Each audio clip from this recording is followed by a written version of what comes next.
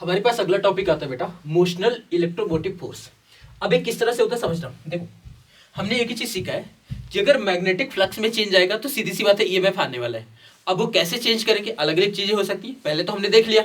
अब यहाँ पर देखो किस तरह से चेंज होगा। देखो, अगर ये देखो मैग्नेटिक फील्ड इसमें बन रहा है, सारे के सारे क्रॉस यानी अंदर की तरफ बन रहे हैं, और इसमें अगर मैं इस तरह से इस रॉड को, इस मेटेलिक रॉड को इस तरह से अगर मूव करवाता हूँ, इस तरह से मूव करता हूँ, देखो तभी फ्लक्स में चेंज आ रहा है। देखो ना, ये फील्ड लाइंस अंदर की तरफ जा रही है, और मैं इसमें अगर इस तरह से मूव करूंगा तो भाई तभी फ्लक्स में चेंज आएगा। और अगर फ्लक्स में चेंज आएगा तो सीधी सी बात है यहाँ पर भी क्या बनेगा, ईएमएफ आएगा। ठीक है, अब वो ईएमएफ किस तरह से आएगा हमारे को ही सीखने की बात है। ठीक है, अब चलो आ जाओ बात करते हैं। अगर मैं यहाँ पर बात करूं तो हमारे पास देखो एक लूप हमारे को गिवन है पी क्यू आर एस, और इसमें जो पी क्यू रॉड है, इस रॉड को मैं इस तरह से इस लूप के अराउंड ऐसे मूव कर रहा हूं। ठीक है, मूव कर रहा हूं तो सीधी सी बात है ईएमएफ आने वाला है। ईएमएफ आने वाला है तो मेरे को उसी को तो कैलकुलेट करना है। अब अगर मैं यहां पर कैलकुलेट करने की बात करूं ईएमएफ को, देखना, तो जो ईएमएफ कैलकुलेट करेंगे बेटा देखना, तो ई इक्वल टू हमने अभी तक सीखा है minus D phi by D t. अगर मैं फाई की बात करूंगा तो हमारे पास क्या होता है, बी डॉट ए, ये तो हमारे पास होता है। बी तो हमारे को दिख रहा है, क्रॉस है, क्रॉस है तो यहां तो बी है ये, तो बी को बी बोल दिया। एरिया देखो, क्या एरिया बेटा एल इंटू एक्स बोल सकते हो, डेफिनेटली बोलोगे, तो बी इंटू साथ में क्या आ गया बेटा एल इंटू एक्स। अब देखो फ्लक्स में अगर मैं चेंज बोलूंगा तो ई इक्वल टू आपने बोल तो दिया minus d upon D t, और फाई की जगह पर क्या लिख दिया आपने बेटा, v into l into x. किसी भी तरह की कोई समस्या नहीं। देखो प्रॉब्लम कुछ नहीं है, देखो बी में कोई चेंज आ नहीं रहा क्योंकि बी जो है वो तो कांस्टेंट अप्लाइड है। लेंथ में भी कोई चेंज नहीं आ रहा क्योंकि इस तरह से लूप में कोई चेंज नहीं आ रहा, पर जब इधर चल रहा है तो देखो एक्स की वैल्यू में लगातार चेंज आ रहा है। और ये जो जिस वेलोसिटी से अपन चल रहे हैं बेटा, ये जो वेलोसिटी है ये भी हमारे पास वेलोसिटी है कांस्टेंट। ठीक है, इसका मतलब अगर मैं बात करूंगा तो माइनस, मैंने क्या बोल दिया बेटा, सबसे पहले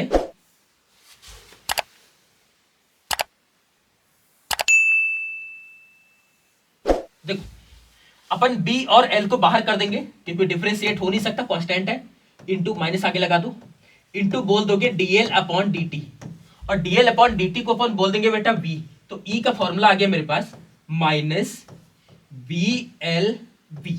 पर दिक्कत यहां पर माइनस नहीं बेटा, यहां पर प्लस आ रहा है। रीजन समझो, जब ये आगे की तरफ चलेगा इसका मतलब फ्लक्स कटता हुआ जाएगा, और फ्लक्स में इंक्रीमेंट होगा, फ्लक्स में इंक्रीमेंट होगा, इसका मतलब क्या होगा कि ये जो इंड्यूस करंट आएगी, ये जो इंड्यूस करंट आ रही है ये इस कॉज का अपोज करेगी, तो ये वेलोसिटी लगातार जो होती है ये क्या करेगी, इसका क्या कर रहा है, अपोज, और ये लगातार स्लो होता जाएगा। इसका मतलब minus d l by D T equal to जो है उसकी वैल्यू है वी, क्योंकि ये लगातार स्लो डाउन होता जा रहा है। इसका मतलब है कि जो minus d l by D T है इसमें इंक्लूडेड है आपका v।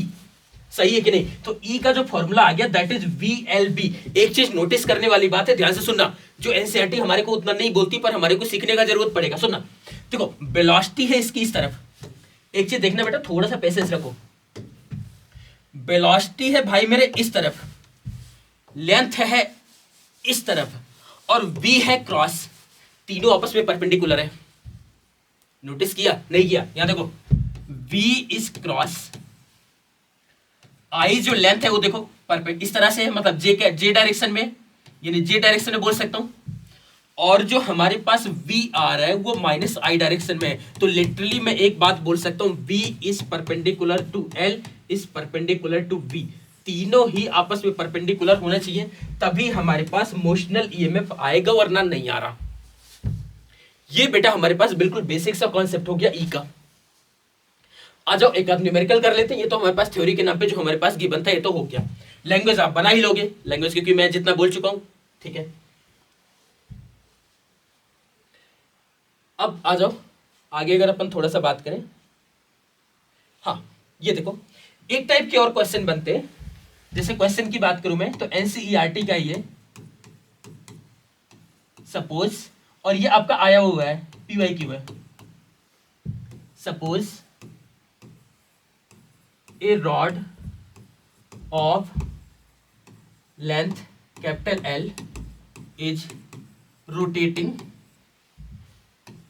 in a magnetic field B, find value of induced EMF induced EMF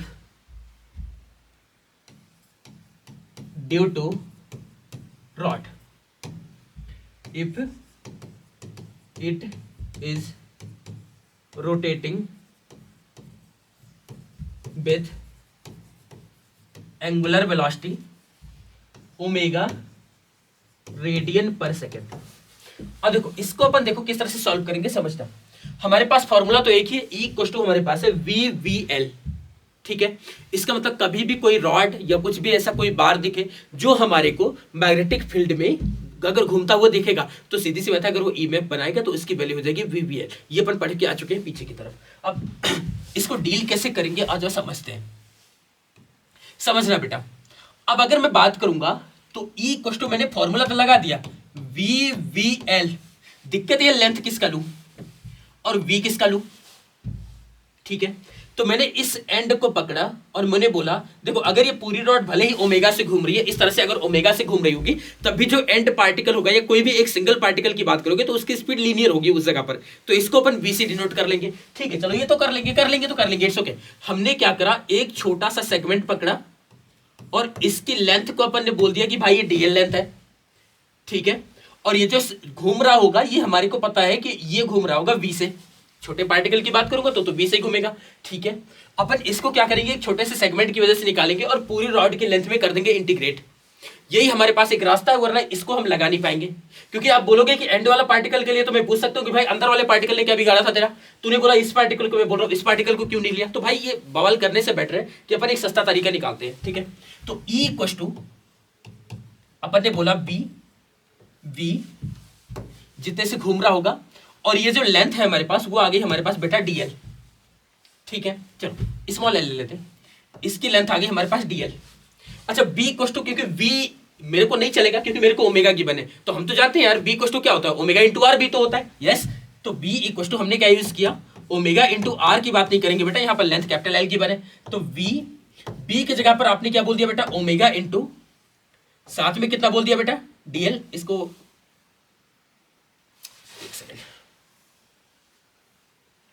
B we into जो लेंथ की, सॉरी आपको डी एल ही लेना पड़ेगा और इंटीग्रेट नहीं होगा, इंटू आपने साथ में कितना बोल दिया एल और साथ में आपने क्या बोल दिया बेटा डीएल। और ये जो चेंज हो रहा है कहां से कहां तक हो रहा है बेटा, जीरो से कैपिटल एल लेंथ तक हमारे को निकालने का है, जीरो से कैपिटल एल लेंथ तक। तो ये ई इक्वल टू हमारे पास कितना आ गया, बी ओमेगा आ गया बेटा एल स्क्वायर अपॉन 2 और इसकी वैल्यू हमने कहां से कहां तक प्लेस कर दी, तो जीरो से कैपिटल एल तक प्लेस कर दी। तो ई का जो हमारे पास फॉर्मूला आ गया इज्जत से, that will be half b omega into l square. ये हमारे पास ईएमएफ का फॉर्मूला आ गया, बहुत बार ये पूछा गया क्वेश्चन है, आप अच्छे से इसको सीख लीजिए और इसको प्रैक्टिस कर लीजिए। जो भी है आप एक बार कोशिश करें कि वीडियो को रोक करके यहीं पर और दोबारा से पेन पेपर पे दोबारा से खुद से करने की कोशिश करें, तो ही बात बनेगी यार, वरना मेरे दिमाग से कब तक चलते रहोगे, ठीक है। ये तो हमारे पास हो गया, हमने इस लेंथ को भी निकाल लिया, हमारे को किसी भी तरह का कोई दिक्कत नहीं है। अब जैसे एक और क्वेश्चन की बने, जैसे ये वाला देखो, अच्छा इसमें एक और चीज रह गया, सॉरी, इसमें जो मैग्नेटिक फील्ड होगा वो बी इस तरह से बना होगा, क्रॉस या डॉट कुछ भी बना सकते हो, डजंट मैटर एट ऑल, पर बी आपको बनाना पड़ेगा।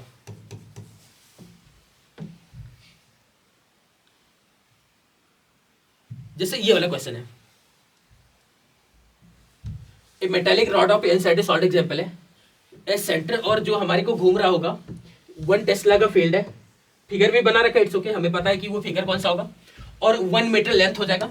अच्छा 1 रेवोल्यूशन पर सेकंड, भाई मेरे फ्रीक्वेंसी है बेटा, फ्रीक्वेंसी है, तुमको ओमेगा अगर चाहिए तो ओमेगा इक्वल टू क्या हो जाएगा तुम्हारे पास 2 पाई इंटू एफ, तो 2 पाई एफ की वैल्यू कितनी आ रही है हमारे पास 50, तो ये जो वैल्यू आ गई जी हमारे पास कितना आ गया 100 पाई। तो बी इक्वल टू अगर अपन फॉर्मूला लगा देंगे तो हमने सीख रखा है half b omega into l square, l effective का स्क्वायर बोलते हैं बेसिकली अपन, तो हाफ बी की वैल्यू कितनी है कहोगे भाई 1 टेस्ला, एल स्क्वायर तो लेंथ हमारे पास 1 का स्क्वायर, बिल्कुल हमारे पास, सॉरी ओमेगा भी तो है यार, ओमेगा इंटू ओमेगा, तो ओमेगा हो जाएगा हमारे पास 2 इंटू पाई इंटू आ जाएगा हमारे पास 50, ये हमारे पास आ जाएगा आंसर वोल्ट में, ठीक है। ये तो हमारे पास क्वेश्चन हो गया, बिल्कुल फंडामेंटल क्वेश्चन है बेटा। ठीक है बेटा, अब हमारे पास अगला टॉपिक आता है इंडक्टेंस। अब इंडक्टेंस किस तरह से इसका डेरिवेशन लिखेंगे। अब देखना, इंडक्टेंस बेसिकली हमारे पास होता है बेटा दो टाइप का, सेल्फ एंड म्यूचुअल। अब खास बात है जो थ्योरी अपन बेसिक इसके लिए पढ़ेंगे, यही हम थ्योरी चाहे हमारे को सेल्फ इंडक्टेंस लिखने को आएगा चाहे म्यूचुअल लिखने को आएगा, अल्टीमेटली हमें थ्योरी इसी को भी साथ में उसके चिपकाना पड़ेगा, क्योंकि बेसिकली जो कॉमन इंट्रोडक्शन है वो यही है और दोनों के लिए ही सेम होने वाला है। ठीक है, ये तो अपने बोर्ड की बात होगी जो हमारे को लिखने का जरूरत पड़ने वाला है। अब अपन समझेंगे, समझना, an electric current can be induced in a coil by flux since produced by another coil in its vicinity. It's okay, it's okay, हमारे को समझ आ गया कि फ्लक्स में चेंज से ईएमएफ आएगा, 1000 बार हमने सुन लिया। बात है कि मतलब क्या है इसका, जो हमारे को ये बताने की कोशिश कर रहा है। ठीक है, अब चलो यहां पर बात करते हैं बेटा। हमने क्या बोला कि जो भी फ्लक्स प्रोड्यूस होगा, जितना ज्यादा फ्लक्स में चेंज आएगा इसका मतलब करंट भी उतनी ही ज्यादा प्रोड्यूस होने वाली है। उल्टा भी बोलूं कि जितना ज्यादा करंट बढ़ाओगे फ्लक्स में चेंज उतना ज्यादा होगा, कोई बड़ी बात नहीं है। और फ्लक्स में चेंज उतना ही ज्यादा होगा जितना नंबर ऑफ टर्न्स होगा। इसका मतलब मैं ऐसे ही बोल सकता हूं, एन फाई प्रोपोर्शनल टू आ गया बेटा आई। ठीक है, चलो दोनों ही बातें सही हैं।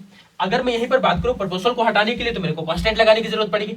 तो अगर मैं ऐसा बोल सकता हूं एन फाई इक्वल टू, अगर मैं बोल दूं एल इंटू आई, मैं सेल्फ इंडक्टेंस का नाम ले रहा हूं, ये मैं आगे बताऊंगा फिर से, पर मैं अभी इतना वो कर रहा हूं कि अपना काम चल जाए ताकि हम इंट्रो लिख पाए। ठीक है, तो एल इक्वल टू हमारे पास आ गया बेटा एन फाई अपॉन आई। ठीक है, तो एन को बोलते हैं बेटा अपन coefficient of inductance, coefficient of inductance, और L equal to N phi upon I. तो यूनिट देखो, N is number of turns, कुछ नहीं होगा। फाई को अपन क्या बोल देंगे, वेबर, आई के लिए बोल देंगे बेटा एम्पियर, या इसी की यूनिट होती है बेटा हेनरी। हेनरी कैपिटल एच लिख के डिनोट करेंगे इसको। ठीक है, और ये जो एसआई यूनिट होती है हमारे पास जो हेनरी आती है। ठीक है, अब अगर डायमेंशन की बात करेंगे तो आ जाओ डायमेंशन निकालते हैं। तो फाई इक्वल टू क्या पढ़ा था तुमने, बी इंटू ए। तो पहली बात तो फाई, अब बी को क्या लिख सकते हैं, तो एफ इक्वल टू आपने क्या पढ़ा था बेटा, बी आई एल। तो बी इक्वल टू क्या गया तुम्हारे पास, F upon I into L. अब डायमेंशन निकालने का भाई यही तरीका है, हमारे एक चीज तो रट नहीं सकते। F upon I into l into आपने बोल दिया एरिया। आपको ही पता है कि एरिया मतलब आर का स्क्वायर लेंथ का स्क्वायर, तो एक लेंथ से एक लेंथ हो गई कैंसिल, यहां पर बचा सिर्फ लेंथ। तो यहां पर बचा एफ इंटू एल, यानी क्या, force, sorry work done, force into displacement work done. अब तो निकालना इसी इजी हो गया, हमारे को पता चल गया M L two T minus two, और ये आई ऊपर जाएगा तो क्या आ जाएगा ए माइनस वन। तो चाहे तो हम फ्लक्स की यूनिट को वहां से भी लिख सकते थे डायमेंशन को। ठीक है, तो ये तो हमारे पास फ्लक्स की डायमेंशन होगी जो हमने स्टार्ट में नहीं निकाला था, अपन ने अब निकाल लिया। ठीक है, तो वेबर पर एम्पियर कितना हो जाएगा बेटा, M L two T minus two A minus one है, एक और एम्पियर नीचे लग गया वो भी ऊपर जाएगा, तो हमारे पास कितना आ जाएगा, M L two T minus two, और साथ में आ जाएगा बेटा ए माइनस टू। ये हमारे पास हो गई डायमेंशन। एक और चीज, फ्लक्स का फॉर्मूला देखो होता है बेटा बी डॉट ए। बी तो चलो फिक्स हो गया, एरिया जो है कहीं ना कहीं वो डिपेंड करता है जियोमेट्री, क्योंकि जैसे जियोमेट्री चेंज एरिया भी चेंज। इसका मतलब है बेटा कि अगर मैं बात करूंगा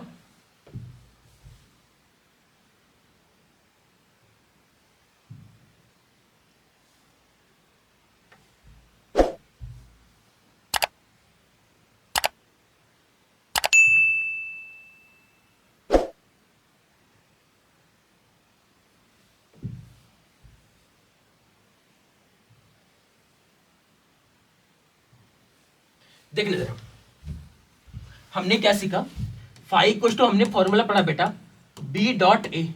एरिया मतलब, इसका मतलब मैं बोल सकता हूं कि इंडक्टर, क्योंकि इसमें एरिया भी आ रहा है तो इसका मतलब जियोमेट्री पे डिपेंड करेगा। इसका मतलब इंडक्टेंस डिपेंड्स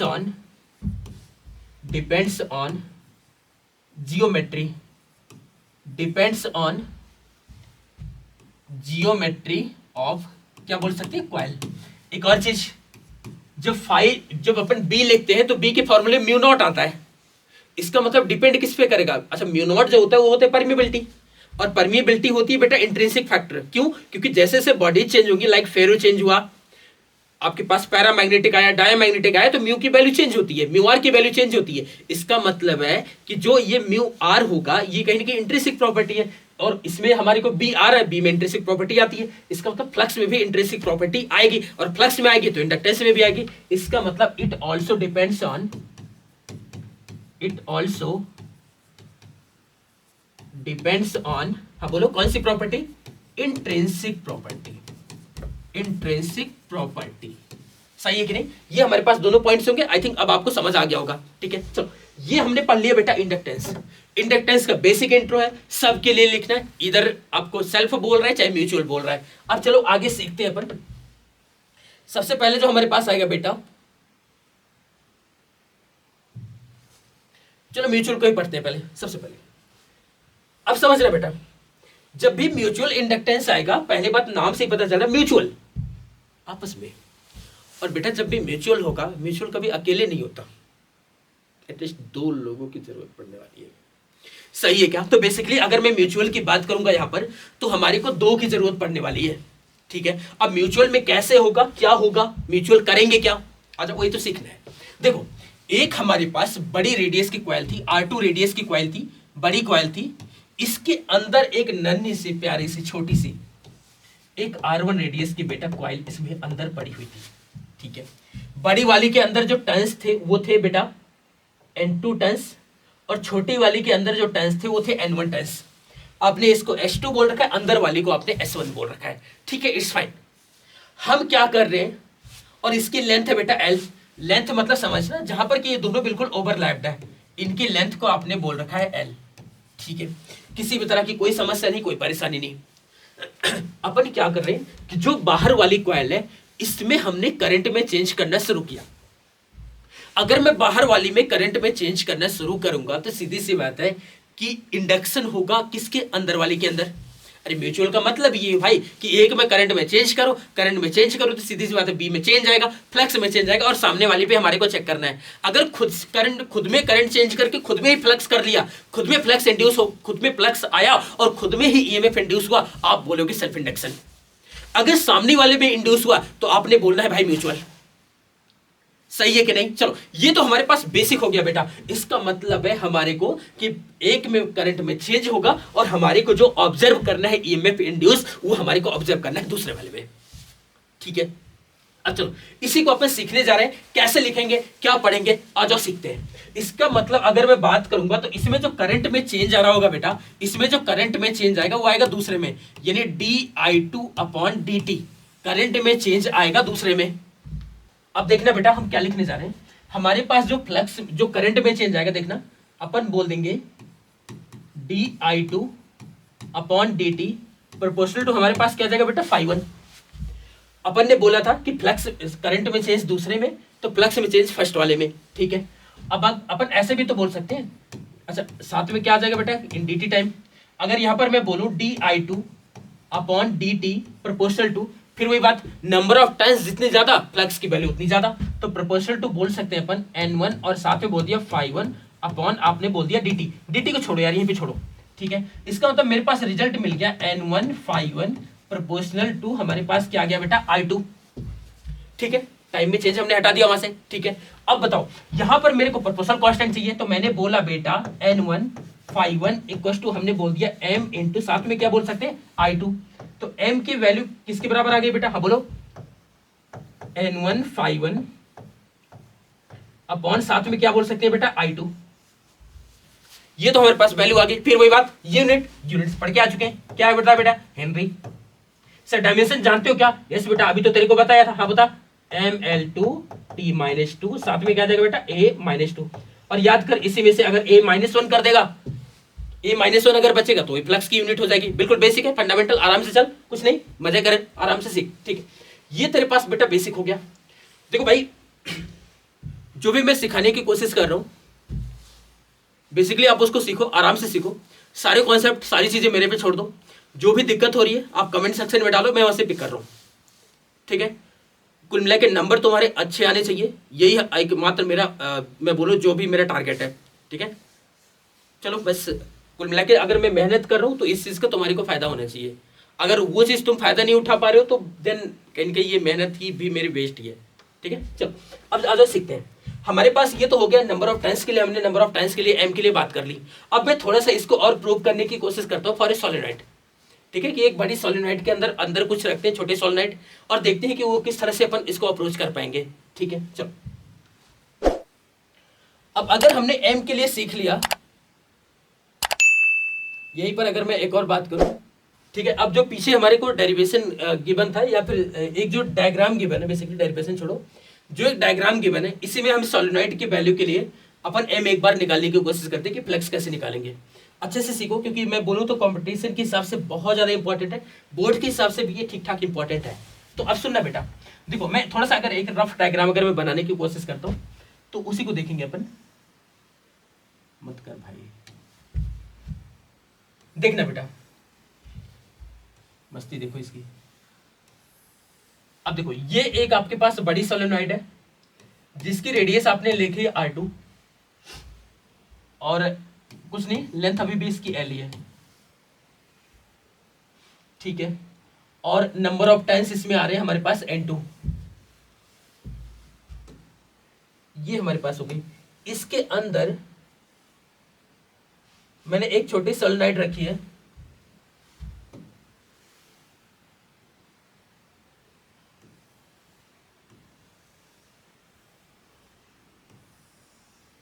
लेंथ तो सेम ही है, रेडियस है बेटा इसकी R1, और नंबर ऑफ टर्न्स है N1।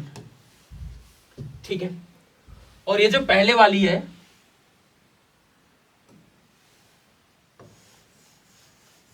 इसमें हमने करंट में चेंज किया, यानी कि di2 अपॉन dt करंट में चेंज किया। हम देखते हैं कि हम कैसे लिखने वाले हैं इसको। अगर मैं m की बात करूंगा बेटा, तो m का फॉर्मूला हमने पढ़ लिया,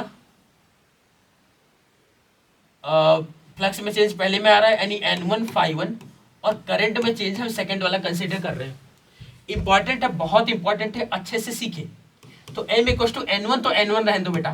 फाई का फॉर्मूला क्या होता है, तो आ जाओ ∅1 की बात कर रहे हैं। ∅1 का फॉर्मूला होता है बेटा VA, फाई का फॉर्मूला हो जाएगा VA।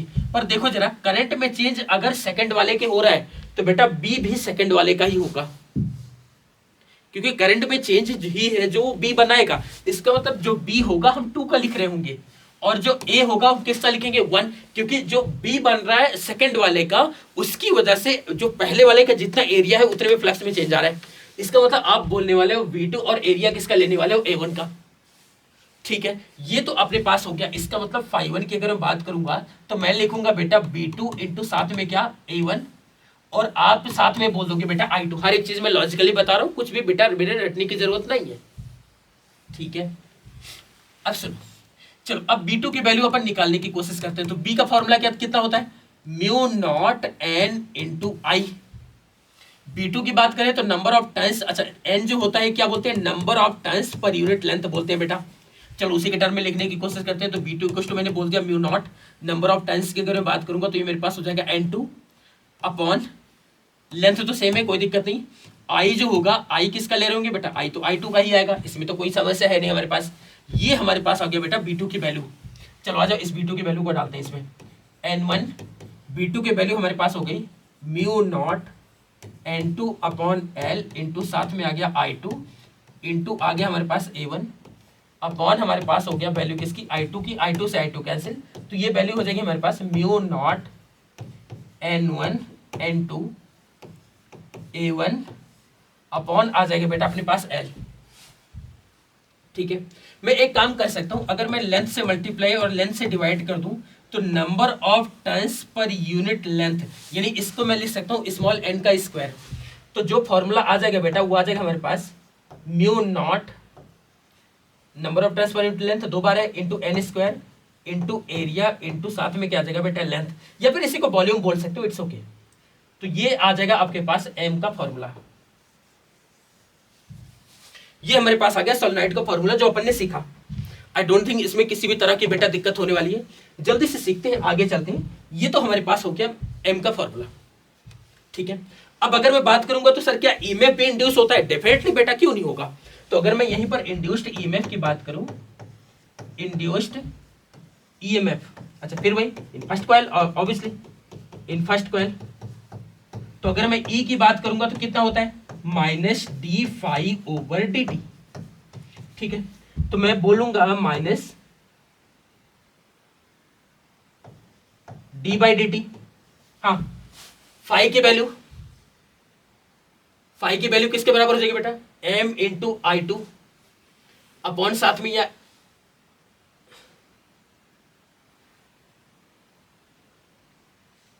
ठीक है, इट्स ओके।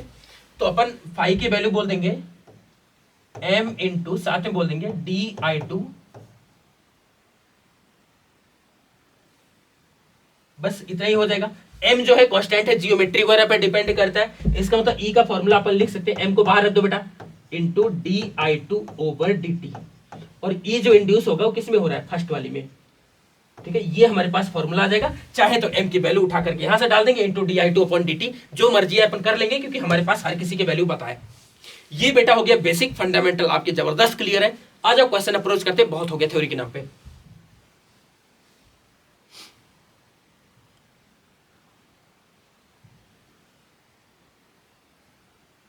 अब देखो थोड़े थोड़े क्वेश्चंस देख लेते हैं। देखो इंडक्टेंस डायमेंशंस हमारे को बोल रखा है M L two T minus two A minus two, तो ये तो हो गया भाई, देख रखा है हमने। एक और क्वेश्चन देखो बेटा, Lenz law is a consequence of law of conservation of energy. Yes, Lenz law बिल्कुल कंजर्वेशन ऑफ एनर्जी पे बेस होता है, ये हमने शुरू में सीख लिया। There is no power loss in ideal inductor. Yes, बिल्कुल ठीक बात है, पर इसका इससे कोई लेना देना नहीं है। तो both are correct but not the correct explanation, not the correct explanation. Line को ठीक से पढ़े ना भाई, जरूरी नहीं कि ए ऑप्शन वही हो जो तुम सोचते हो।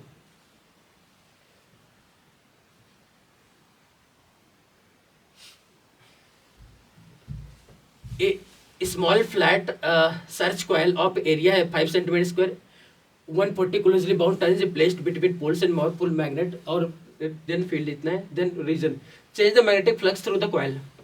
भाई फाई का फॉर्मूला हमारे पास क्या जाएगा बेटा, B dot A, basically N B ए।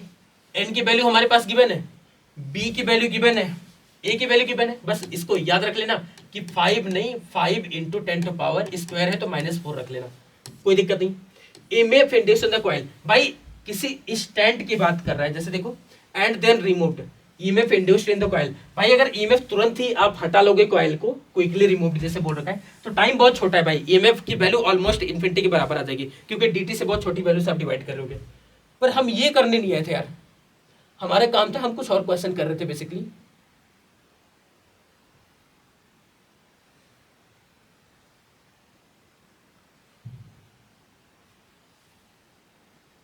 हाँ, हम इसको करने आए थे बेटा। देखो two coils C1 and C2 are placed, ये बेसिकली आपका सीबीएसई का ही क्वेश्चन है।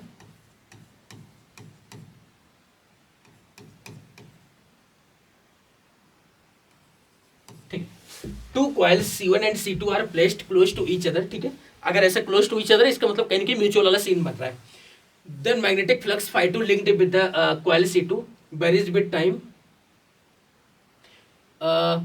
जो करंट है हमारे को flowing in the coil C1 as shown in figure, जो हमारे को गिवन है। ठीक है, यानी फ्लक्स में चेंज सेकंड में, करंट में चेंज होगा फर्स्ट में, बिल्कुल बेसिक है, म्यूचुअल में तो यही होता है। ठीक है, the mutual inductance of the arrangement, तो m इक्वल्स टू हमने हमारे पास क्या फॉर्मूला आया था बेटा, phi2 अपॉन साथ में क्या गया था बेटा i1। किसी भी पॉइंट पर निकाल लो, किसी पॉइंट पर निकाल लो, क्योंकि ये रिलेशन डायरेक्टली प्रोपोर्शनल वाला है। तो phi2 की वैल्यू चाहे यहां से भी निकाल दो, 10 और 4, बेसिकली अल्टीमेटली आना तो ये डिवाइड था। phi2 की वैल्यू बोलो कितना 15 अपॉन i1 की वैल्यू कितनी है 6, कितना आ गया बेटा 6 दूनी 12, और ये कितना 2.5, और साथ में कितना बोल दिया आपने हेनरी।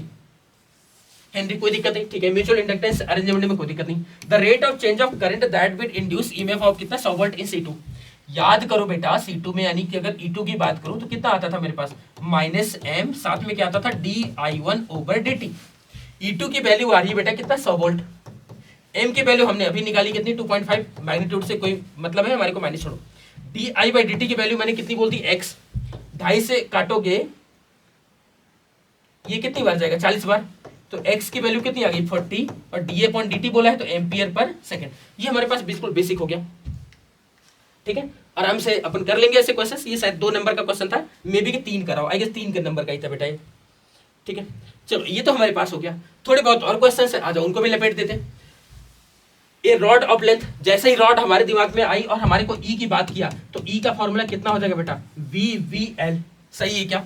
देखो इसकी वैल्यू गॉस, गड़बड़ होगा, गड़बड़ होगा बेटा, क्योंकि ये वैल्यू तुम्हारे को गिवन है एम के एस में, और गॉस जो होती है वो सीजीएस यूनिट होती है। गड़बड़ कर सकते हो, ध्यान देना।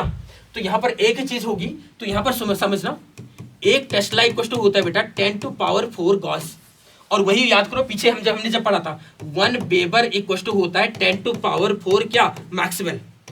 दोनों ही यूनिट का बहुत अच्छे से ध्यान रखें, तभी आप ठीक से कर पाएंगे इसको, क्वेश्चन को। ठीक है, तो ई अगर मैं बात करूं तो देखो जरा, आ जाओ बी की बात कर लूं, तो बी की बात है हमारे पास कितना, 0.4 इंटू 10⁻⁻⁴, ऑब्वियसली मैं वेबर टेस्ला में रख रहा हूं। बी की बात करूं 10, लेंथ को मेरे को मीटर में रखना है कितना, 0.5, तो ये कितना हो जाएगा भाई, ये हो गया 5 5 चौक 20 यानी 2 इंटू 10⁻⁻⁴, यानी कि ये हो जाएगा ये 0.2 मेगा, सॉरी मिली वोल्ट वाला आंसर। ठीक है बेटा, ये हमारे पास बेसिक हो गया।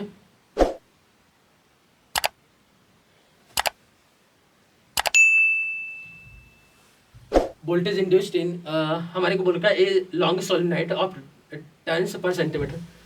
बेसिक क्वेश्चन है भाई, ये है हमारे पास CBSE 24-25। हमारे को बोल रखा है a 0.5 metre long solenoid of 10 turns per metre, यानी कि ये जो वैल्यू गिवन है ये है n/L की वैल्यू, यानी लिटरली भी बोल सकता हूँ स्मॉल n की वैल्यू।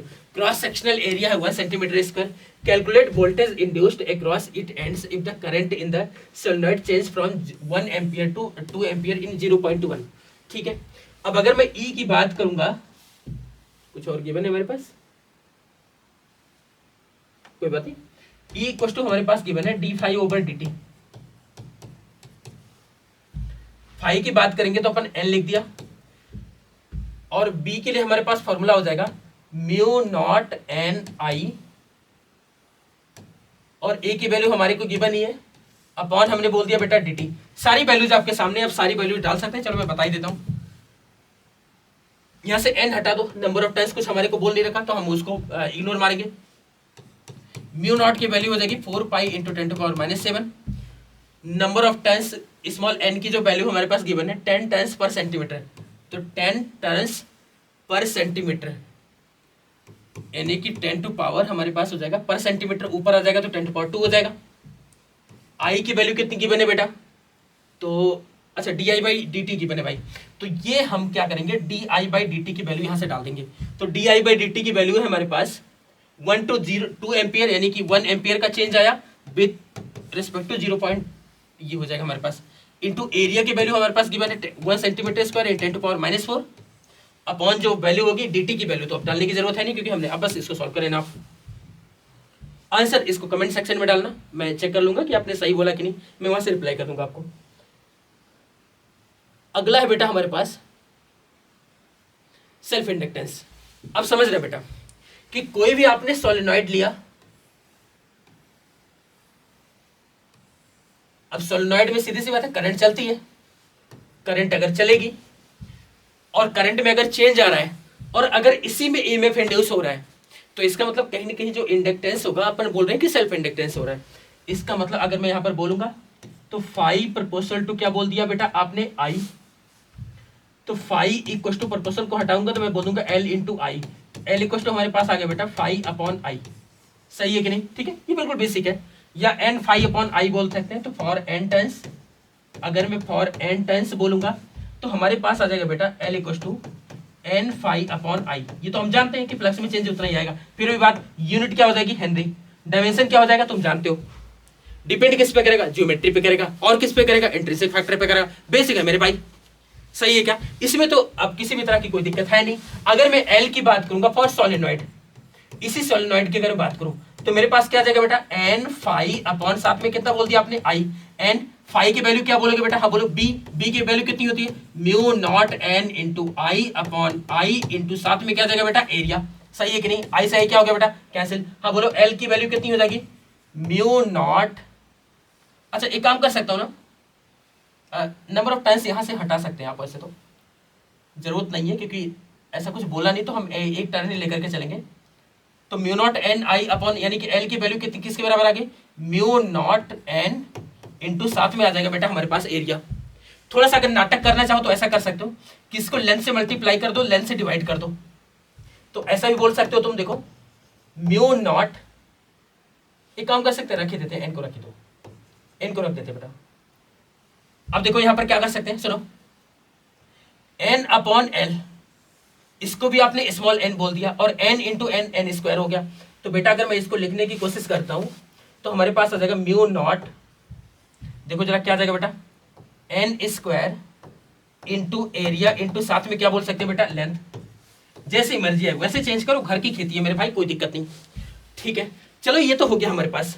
अब समझना, देखो एक चीज समझो, अगर तुम इसको किसी भी तरह से मूव करने की कोशिश करते हो, लाइक इसमें अगर सेल्फ इंडक्टेंस हो रहा है और इसके अंदर मैं किसी रॉड को मूव करने की कोशिश करता हूं, तो भाई कहीं ना कहीं ये करेगा अपोज इसको, और ये अपोज करेगा तो कहीं ना कहीं एक मैं बोलूं इंड्यूस ईएमएफ जो आएगा उसको बोल देंगे अपन बैक ईएमएफ, और बैक ईएमएफ जो होगा ये करेगा अपोज, और अपोज करेगा तो अपोज करने की प्रॉपर्टी को ही तो तुम इनर्शिया बोलते हो। तो इसको जो अपन बोलेंगे, अपन बोल देंगे ये है इलेक्ट्रिक इनर्शिया, सही है कि नहीं। तो यहां पर ये जो बैक ईएमएफ बनेगा, यानी कि जो यहां पर मैं बोलूंगा जो बैक ईएमएफ बनेगा, बैक ईएमएफ बनेगा, इसको अपन बोलते हैं बेटा इलेक्ट्रिकल इनर्शिया, इसको बोलेंगे electrical inertia, just like inertia in mechanics. ठीक है, तो अगर मैं यहां पर बात करूंगा बेटा, ई का फॉर्मूला हमने क्या पढ़ा था, minus D phi over D T, ये बैक ईएमएफ है मेरे भाई, तो minus D by D T, phi का फॉर्मूला क्या पढ़ा आपने, एल इंटू आई, एल फिर वही डिजाइन वगैरह पे डिपेंड करता है, बाहर कर दे, क्या बोलेंगे बेटा, माइनस एल डी आई अपॉन डी टी, इसको बोल दिया आपने ई, बैक ईएमएफ बोल दिया। ठीक है, बिल्कुल बेसिक सी बात है। तो सर कुछ दिक्कत है क्या, बेटा सुन ना, अगर ये अपोज करेगा फिर भी तेरे को अगर इसको मूव करवाने का है बेटा, तो तेरे को करना पड़ेगा एक्स्ट्रा वर्क, एक्स्ट्रा वर्क करना पड़ेगा। और अगर तूने वर्क किया और यहां पर कोई लॉस नहीं हो रहा, इसका मतलब जो भी वर्क डन है तेरे वो सारा का सारा पोटेंशियल एनर्जी में जाने वाला है। इसका मतलब है कि जो वर्क डन है वो पोटेंशियल एनर्जी में तो जा रहा है। कैसे जा रहा है बेटा, आज सुन ले, जल्दी से बताता हूं, इसको कुछ नहीं, 2 मिनट का बचा हुआ है। तो वर्क डन अगर मैं यहीं पर बात करूंगा तो देखो तुमने पढ़ा था V equal to W upon Q होता है, तो W इक्वल टू आपने पढ़ दिया V नहीं, हम तो ईएमएफ की बात करेंगे, तो E इंटू साथ में क्या आ गया बेटा, Q। ठीक है, ये तो हमारे पास आ गया। अब मैं बोल रहा हूं कि नहीं भाई, यहां पर जो पोटेंशियल आ रहा है बेटा, इसमें आ रहा है चेंज, ऑब्वियसली चेंज आ ही रहा है क्योंकि with respect to time change हो रहा है। तो इसका मतलब अगर मैं इसको बोलूंगा तो मैं बोलूंगा D E upon D T equal to मेरे पास आ गया, एक सेकेंड यार, जो मैंने पीछे बोला उसको कट करना है, तो हमारे पास आ गया बेटा W equal to V into Q. तो अब यहां पर समझना कि जो वर्क है बेटा, ये विद रिस्पेक्ट टू टाइम अगर मैं डिफरेंशिएट करूंगा तो कहीं ना कहीं ये किस में चेंज हो रहा है बेटा, ये पोटेंशियल एनर्जी में चेंज हो रहा है, और यहां पर माइनस आ ही रहा है। तो D W upon D T equal to मेरे पास आ जाएगा बेटा माइनस ईएमएफ, ईएमएफ की वैल्यू है मेरे पास minus L D I by D T into, अब देखो D Q upon D T कर दिया तो बेटा ये भी क्या बन गया, आई। ठीक है, तो इसको अगर मैं लिखने की कोशिश करता हूं तो देखो W इक्वल टू, यहां से डिफरेंशिएशन को हटा दो तो आ जाएगा हमारे पास L into D I into I. ठीक है, और ये जो चेंज हो रहा है बेटा, कहां से कहां तक चेंज हो रहा है, तो 0 से I करंट तक, जब तक आई तब तक आपने जितना वर्क डन किया सारा का सारा वर्क डन पोटेंशियल एनर्जी में चला गया। इसका मतलब U इक्वल टू हमारे पास आ जाएगा, अब देखो ये I इंटू डी आई क्या हो जाएगा बेटा, आई स्क्वायर अपॉन 2, तो L इंटू साथ में क्या आ गया, आई स्क्वायर अपॉन 2, तो U की जो वैल्यू आ गई बेटा हमारे पास आ गई हाफ एल आई स्क्वायर, ये हमारे पास आ गई पोटेंशियल एनर्जी जो हमारे पास स्टोर्ड है। ठीक है क्या, ये हमने बात कर ली बेटा सेल्फ इंडक्टेंस, और ये हमारे पास रहा सेल्फ इंडक्टेंस का जो भी हमारे पास डेरिवेशन था, या पोटेंशियल एनर्जी का जो हमारे पास डेरिवेशन था। ठीक है, और ये हमने कर लिया जो बेटा जो हमारे पास क्वेश्चंस थे। सो अब इसमें एक और चीज मैं आपको बताना चाह रहा हूँ कि बेसिकली इसमें एसी जनरेटर है बचा हुआ है, तो एसी जनरेटर को मैं एक अलग से वीडियो डेडिकेटेड बनाऊंगा, सो दैट क्योंकि बच्चे बार बार उसमें परेशान हो रहे हैं, क्योंकि कई सारे न्यूमेरिकल्स भी थे, CBSE 25 में भी क्वेश्चंस थे, तो और अच्छे क्वेश्चंस थे, तो मैं उसका एक डेडिकेटेड वीडियो लगभग 10-15 मिनट का आपको बना के वो कर दूंगा। ठीक है, तो प्लीज़ आप जो भी आपने लेक्चर्स को देखे, आपको जो भी मेरे को फीडबैक आप देना चाहते हैं प्लीज़ आप दे सकते हैं। I am very open to change, क्योंकि अभी मैंने जस्ट एक तरह से मैं बोलूँ मेरे लिए एक लर्निंग एक्सपीरियंस है। अगर आपका जो भी सपोर्ट रहेगा, गाइडेंस रहेगा, या जितना आप सीख सकते हो, जितना आप, मैं बोलूँ कि जितना मैं गिव अवे कर सकता हूँ आपको, और जितना आप फ़ायदा उठा सकते हो, आप जो भी करो, इट्स ओके। आपके लिए बस कुल मिला के बेनिफिशियल होना चाहिए। चलिए, गुड लक और पढ़ाई करते रहें।